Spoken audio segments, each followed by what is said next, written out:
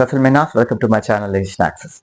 जो मैं टॉपिक आपके लिए लेके आया हूँ बेसिकली ये उन स्टूडेंट्स के लिए है या उन लोगों के लिए है जो इंग्लिश को इम्प्रूव करना चाहते हैं और अच्छा लिखना चाहते हैं, अच्छा बोलना चाहते हैं, लेकिन उन्हें ये समझ नहीं आती कि ट्रांसलेट कैसे करें, अपनी जुबान से इंग्लिश में या किसी दूसरी जुबान में ट्रांसलेट कैसे करें।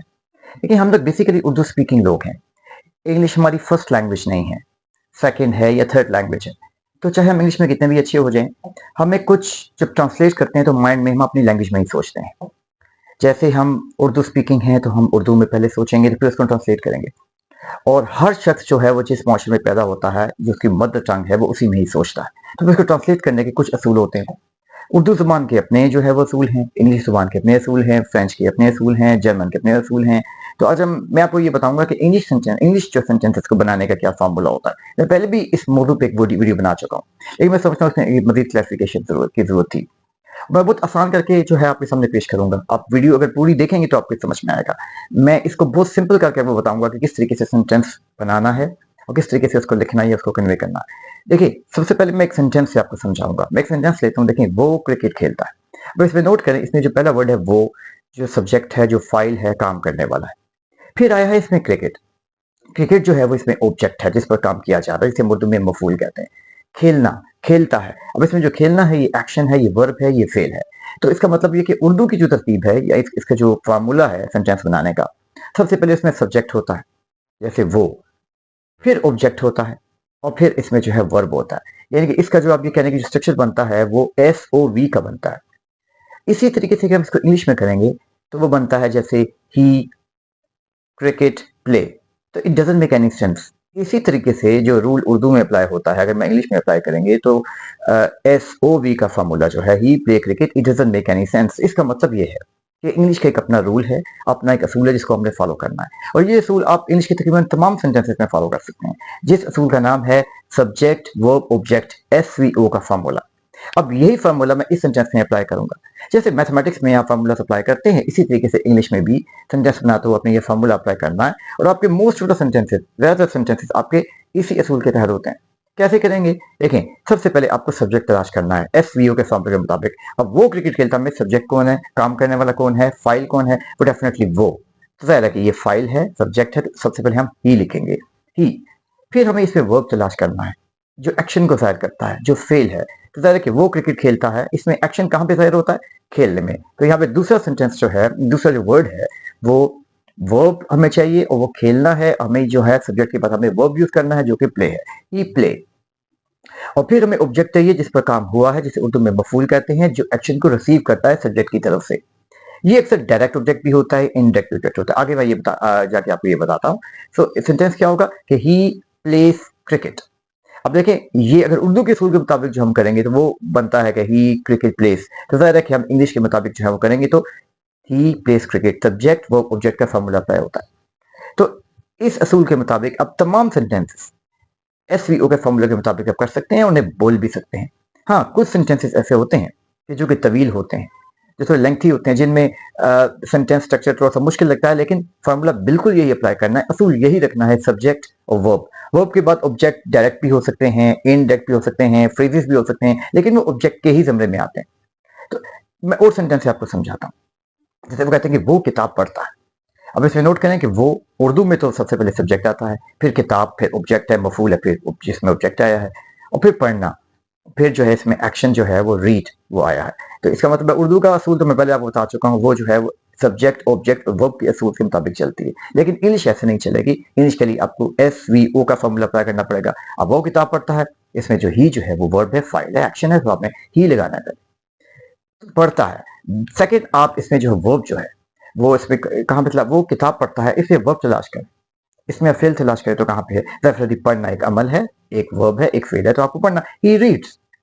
फिर आपको ऑब्जेक्ट चाहिए, इसे हम मफूल कहते हैं। तो इसमें किताब जो है वो ऑब्जेक्ट है जो एक्शन को रिसीव कर रहा है, तो ही रीड्स अ बुक। अब आपके दिल भी सवाल ये पैदा होता होगा कि इसमें रीड्स, मैं दोनों में प्लेस लगाया था और यहाँ पे भी रीड्स लगाया है। लेकिन present simple tense, indefinite tense पे मैं एक डिटेल वीडियो बना चुका हूँ। मैं चाहता हूँ कि टेंसेस के लिए आप मेरी उन वीडियो की तरफ जाएं जो कि मैंने काफी डिटेल में जिनमें टेंसेस के बारे में बताया है। तो आज चूंकि मेरा मकसद सिर्फ बताना ये है कि सेंटेंस स्ट्रक्चर क्या होता है, इसको कैसे बनाना है, या sentence formation, how to form sentence. English में हम सेंटेंसेस को फॉर्म कैसे करते हैं, उनको कैसे बनाते हैं उर्दू से। इसी तरीके से देखें, समटाइम सेंटेंस जो है इट मे बी लॉन्ग, अब उसमें भी घबराना नहीं है, उसमें भी सब्जेक्ट वर्ब का असूल ही अप्लाई करना है। फॉर एग्जाम्पल, हम भी कहते हैं कि वो ग्राउंड में क्रिकेट खेलने के लिए जाता है, he goes to the ground to play cricket, he goes to the ground to play cricket. अब इसमें देखें, सबसे पहले सब्जेक्ट कहाँ पे है, वो, ठीक है, so we have to use he, जो कि फाइल है, जो कि सब्जेक्ट है, काम करने वाला। फिर जो है देखिए, इसमें देखा जाए तो सेंटेंस में दो तरह के जो है ना वर्ब्स हैं। एक तो इसमें जाना, ये भी एक वर्ब है, एक्शन को जाहिर करता है। दूसरा प्ले। देखिए इसमें, इस सेंटेंस में देखें दो वर्ब्स हैं, जबकि पहले सेंटेंस जो हमने लिए थे, जैसे वो किताब पढ़ता है या क्रिकेट खेलता है, उसमें एक वर्ब था, एक फेल था। इसमें दो, अक्सर स्टूडेंट ये कंफ्यूज होते हैं कि तब सेंटेंस बनाते हुए उन्हें ये समझ नहीं आती कि इसमें कौन सा वर्ब हमने पहले लगाना है सब्जेक्ट के बाद। देखिए, वो ग्राउंड में क्रिकेट खेलने के लिए जाता है, तो डेफिनेटली आपने ये देखना है कि जो एक्शन पहले हुआ है वो आपने यूज करना है। जो जिस वर्ब का इस्तेमाल पहले हुआ है सेंटेंस में, तो वो डेफिनेटली वो पहले गया है, ना कि उसने पहले खेला है। तो इसी तरीके से आपने ही के बाद आपने गोस लगाना है, ये वाला वर्ब यूज करना है, ना कि प्ले वाला।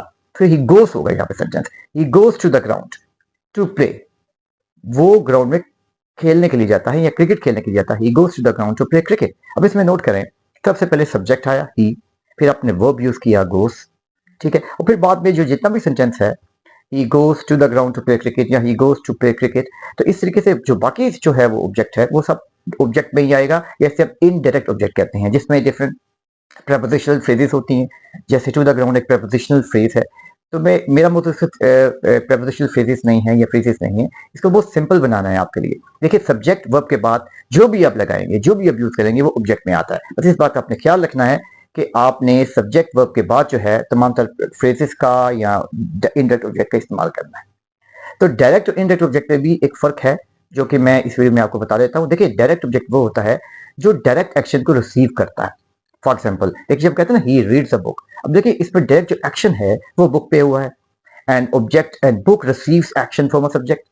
ये डायरेक्ट जो है वो एक्शन रिसीव करेगी सब्जेक्ट से। जबकि हम कहते हैं he went to the ground, इसमें जो एक्शन है वो ग्राउंड पे तो हुआ है, लेकिन इसमें टू द ग्राउंड जो है वो डायरेक्ट ऑब्जेक्ट नहीं है, ये डायरेक्ट कोई एक्शन रिसीव नहीं कर रहा, इसलिए इसे इनडायरेक्ट ऑब्जेक्ट कहते हैं। बहरहाल तरतीब वही रहती है, सब्जेक्ट वर्ब एंड ऑब्जेक्ट। तो आपने अक्सर जो है आपने हरगिज़ जो है लॉन्ग सेंटेंस से घबराना नहीं है कि सेंटेंस लॉन्ग है तो उसको आपने इसको सेंटेंस कैसे बनाना है।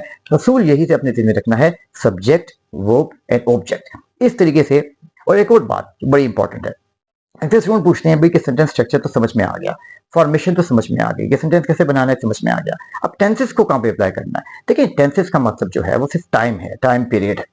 आपने टेंसेस में भी तरतीब बिल्कुल वही रखनी है, बस ये है कि जो इसमें जो है ना वर्ब की फॉर्म चेंज कर देनी है, या सम टाइम अपने हेल्पिंग वर्ब को इस्तेमाल कर देना है। मैं आपको एग्जांपल से समझाता हूँ। जैसे हमने कहा था कि वो क्रिकेट खेलता है, ही प्लेस क्रिकेट। अब देखें, subject verb and object, subject he, play verb, cricket object.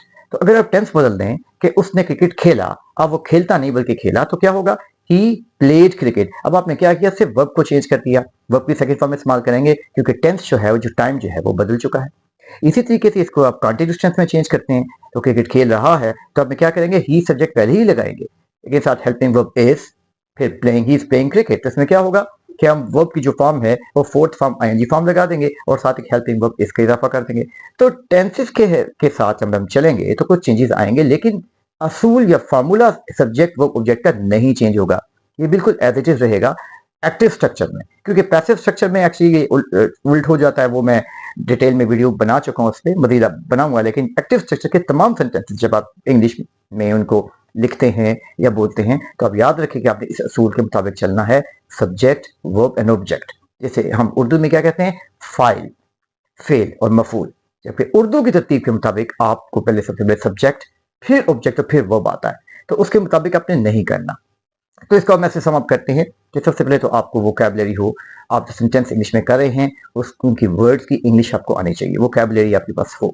दूसरा, आपके पास ये असूल हो या फार्मूला आपको आता हो कि सेंटेंस बनाते हुए सबसे पहले सब्जेक्ट, फिर वर्ब, फिर ऑब्जेक्ट का जो है वो इस्तेमाल करना है। इस तरीके से आप तमाम तर सेंटेंसेस को जो है वो इंग्लिश में ट्रांसलेट कर सकते हैं और टेंस के मुताबिक उन्हें चेंज भी किया जा सकता है, लेकिन फार्मूला यही रहेगा, असूल यही रहेगा, फॉर्म ऑफ वर्ब इसमें सिर्फ चेंज करेंगे। तो उम्मीद करता हूँ इस वीडियो के बाद आपको सेंटेंस स्ट्रक्चर में कोई प्रॉब्लम नहीं होगी। अगर आपको फिर भी कोई कंफ्यूजन है तो कमेंट सेक्शन में क्वेश्चन पूछ सकते हैं। मजीद जो है आपकी क्लैरिफिकेशन के लिए मैं मजीद वीडियो बनाऊंगा। If you like my video kindly don't forget to subscribe and like. Thank you.